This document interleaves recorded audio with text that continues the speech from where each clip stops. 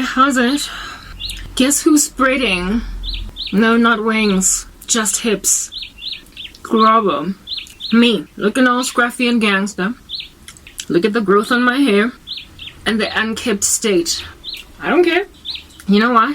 Because irrespective of wanting to get all dolled up, wear a little bit of mascara, get them eyebrows on fleek, and get them edges laying. I ain't got no power to light up my environment so I can see the mascara going on. Ain't got no power to put on a ring light so I can get cute while I record. And I also don't have power to get a hot iron or something warm to lay them edges, so I guess they stay kind of rugged. And I keep spreading them hips, not them wings. But Jesus is coming. This is a power cut induced disaster. This over here, it's a bowl full of Malva pudding with ice cream and some strawberries. And since there was some of it left over after Christmas, I was like, I'm bored, I'm twiddling my thumbs and I'm biting my fingernails. Might as well bite some actual food. So I'm eating. If this part cut had never happened, I'd be sitting in front of my computer doing edits for my workouts, my dance. The workouts of which I as Kurazi. I'm trying to inspire a population of chubby souls to lose weight with me. And a population of soft muscle souls to get like tough with me. And I did that all the last week and week before, and I felt really good using nothing but 2 kilogram dumbbells, and my body was painful, so it worked out. And even though I've got more discipline than the regular man on the street to like not, you know what I'm saying?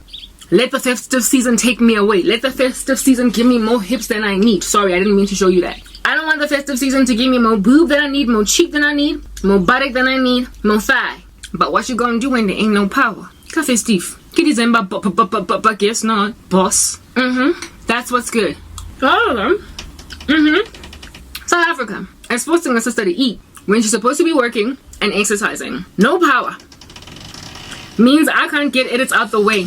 Door, stop. You and your wind. Don't be like South Africa. Don't interrupt me when I'm working. When I can't get my work out, I can't delete content off my phone.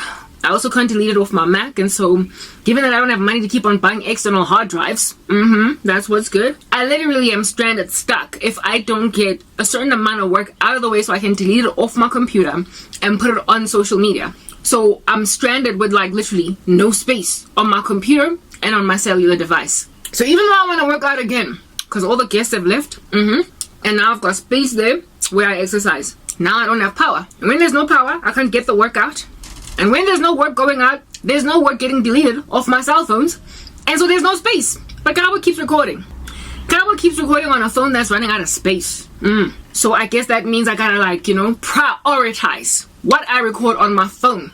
Is it exercise? No. Or is it gym content? I told you the other day, okay? Leave me alone.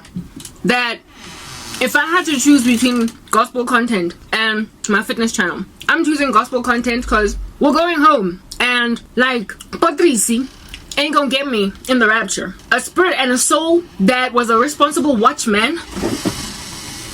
It keeps on screeching. A spirit and a soul that was a responsible watchman that warned the people of a pestilence coming. That gets you inside heaven. Like literally not abandoning your gifts and burying your talents. If you see something coming, if you see a sword and a pestilence coming, warn the people. I would be able to multitask and actually warn some people and work out if South Africa did not stand in my way. I came up with a strategy to overcome. Wait again, Mnyako. Yar.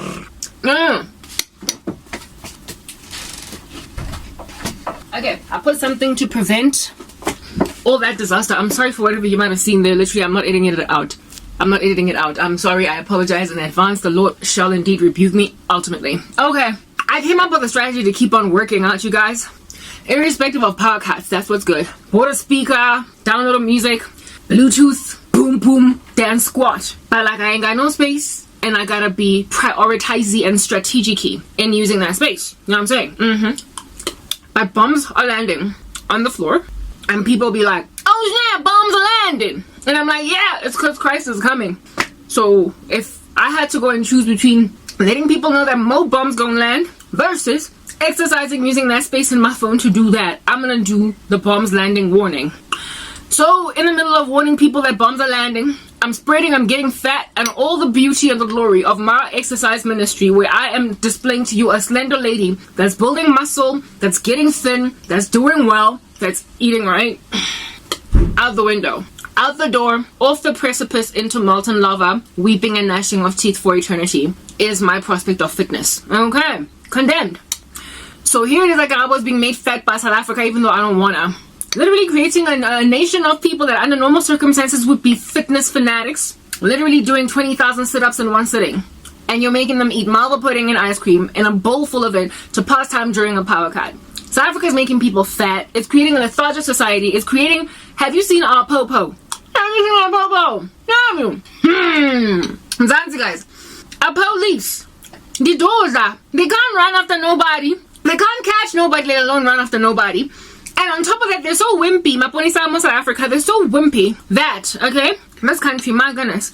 I found out the other day that there was a case, I think was View, somewhere in the East Rand. You know, the East Rand is having a hard time, even with that Boksburg explosion. There was a 23-year-old kid that had to be rebuked. Not rebuked, sorry, but the police who apprehended him had to be rebuked by Bheki Cele, the police minister of this country, for basically apologizing to him. Because this 23-year-old boy, okay, beat up the popo who arrested him for public drinking until the popo apologized on some, dude, I'm sorry, fine, I'll stop arresting you, I'm sorry. That story did its rounds on social media, caused quite a ruckus and the guy gained fans, for crying out loud, because people were like, Boso get the guy that causes the police to apologize for arresting him for something that he rightfully did against the law. Where good is called evil and evil is called good. That stuff then trended, and people were actually congratulating that 23-year-old dude for being Boso.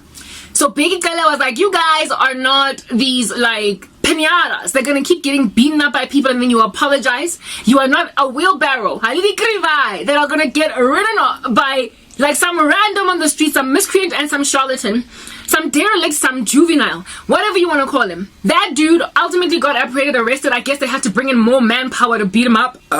Sorry, not beat him up, but like arrest the dude.